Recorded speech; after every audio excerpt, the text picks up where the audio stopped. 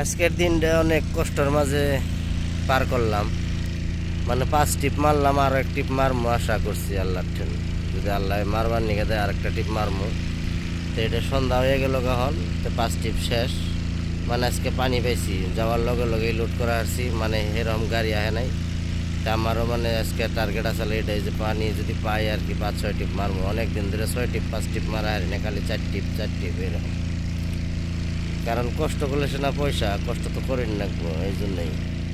তো যাই হোক 5 টিপ মারলাম, তখন আর একটা টিপ যদি মারা হারি তো 6 টিপ হবো। 6 টিপে মানে 60 টাকা, মানে 60 রিয়াল, সৌদি রিয়াল 60 রিয়াল। তো ইন্ডিয়ার হিসাবে মোটামুটি আজকের দিন হবো আমার 1400 টাকার মতন আর কি। 10-20 টাকা কম আর বেশি, কারণ রেট আপ ডাউন থাকে ওই হিসাবে আর কি। যদি একবারে কম হয় তাহলে মোটামুটি 1380 টাকা, আর যদি রেট একটু বাড়ে তাহলে 1400 10-20 টাকা হারে। তো যাই হোক, ভাল লাগলো আর আজকে, কারণ কে নিয়ে কষ্ট করলেও মানে মনটা ভাল লাগলো অনেক, মানে টেহাটা পকড়াবো, এটাই কথা। কারণ আইসি এনো কষ্ট করবার জন্যই আর পয়সা কামাবার জন্যই।